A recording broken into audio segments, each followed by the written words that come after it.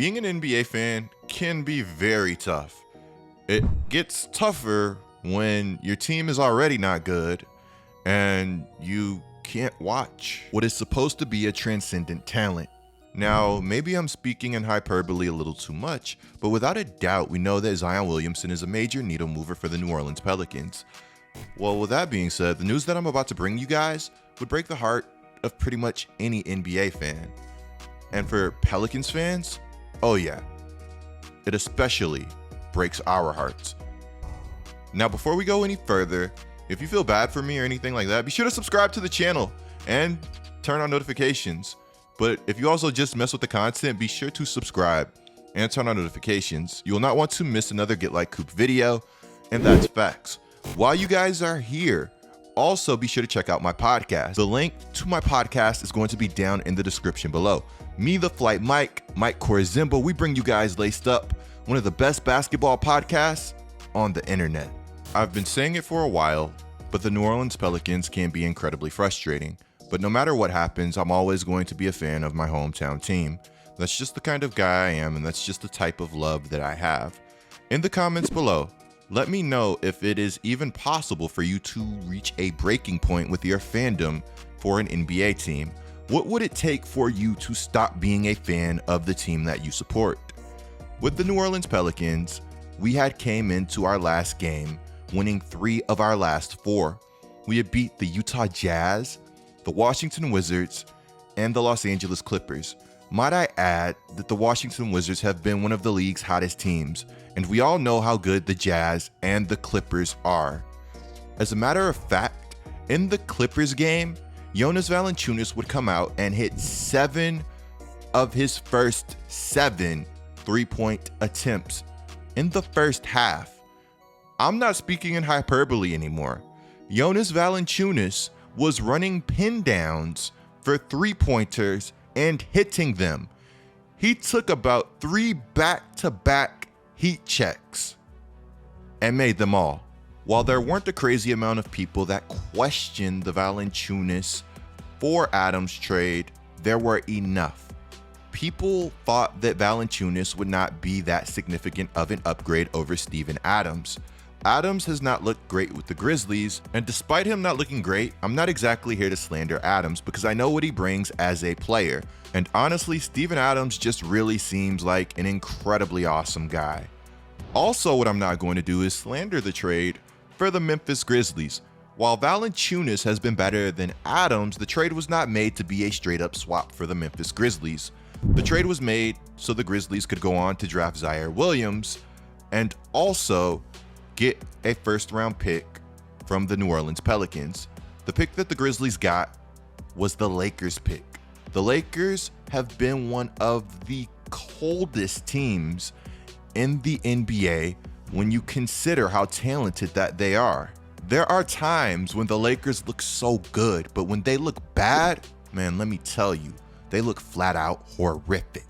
As long as the Lakers struggle, that pick for the Memphis Grizzlies holds incredible value, and it's impossible to judge the trade not knowing what the Memphis Grizzlies got back in return.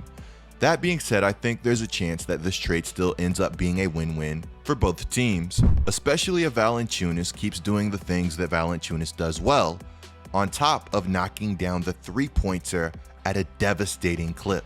The second half, Valanciunas had a career night. Could you imagine Zion Williamson with a center that is actually able to space the floor? Not only space the floor, but knock down open 3-pointers at a high clip. As a Pelicans fan, I have been dreaming of Zion Williamson with elite spacing for far too long.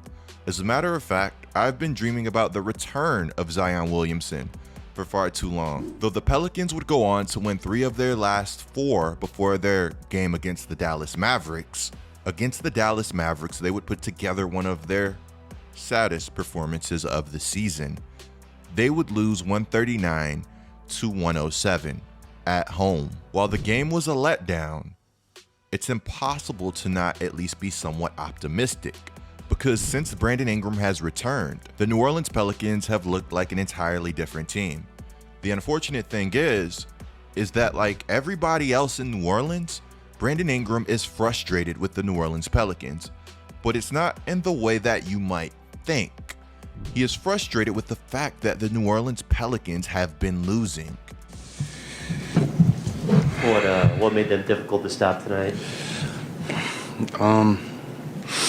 Well, in the NBA, nobody likes to lose. That's why sometimes you see people chasing rings as opposed to bags. We criticize NBA players all the time, but I'm interested to know what you guys would do if you were in the NBA. Would you be more concerned with getting paid if you were a star player? Or would you be more concerned with getting a ring? To quote Brandon Ingram, quote, "I've made a commitment to New Orleans that I was going to be here for 5 years and not knowing what was going to come with it.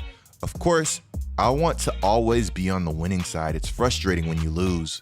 You lose and you lose. But I think you find beauty in pushing hard. I'm trying to figure out a way with the group that we have, with making each other better every single day." I personally cannot tell you guys how much I love Brandon Ingram. Dude brings it every night. You know what you're getting, and you know what he is trying to do. There have been talks this season about the New Orleans Pelicans going on to become one of the worst teams in NBA history. Throughout this whole process, I don't think that I saw Brandon Ingram keep his head down one time. Him and Josh Hart, alongside Val, Devontae Graham, Herb Jones, these guys have a lot of love. And you could tell. I mean, check out this shot from Devontae Graham. Look at the reaction from the Pelicans bench. It'll be Devontae for a win. Yes! Yes! A second left. Amidst a bad season, I have been seeing some good things from the New Orleans Pelicans. But one thing that I did not like was the recent report on Zion Williamson. December 2nd, Zion Williamson was supposed to have his first full practice. He was supposed to be fully cleared for basketball activities, according to Shams. Not only would Zion not practice, but according to Andrew Lopez, Zion has been experiencing soreness in his foot, and his return has been delayed. The soreness has persisted. No re-imaging has been scheduled at this time. Williamson will be dialed back before ramping back up next week. Lopez says that Williamson had been doing 4-on-4 full court, but started to experience the soreness, but no sharp pains. The Pelicans are dialing back his workload for now and will go back to low impact work and go up from there once again. While the New Orleans Pelicans shutting down Zion Williamson from practicing December 2nd sucked, I think it was a great move on behalf of Zion Williamson and the team's medical staff. At the end of the day, this is your star player, and how often have we seen players return too soon only to get re-injured? It's the right calf that put him out. Injuries in the NBA are nothing to play with, especially when you're a guy of Zion Williamson's stature, potential, and talent. Zion Williamson is a 6'6", 6'7", 280-pound beast.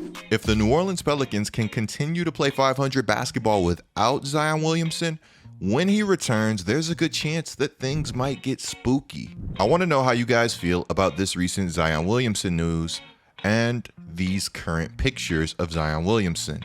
Do you guys think that this news is cause for concern, or do you think that it's just the New Orleans Pelicans being cautious? Here is what Pelicans coach Willie Green had to say about this situation.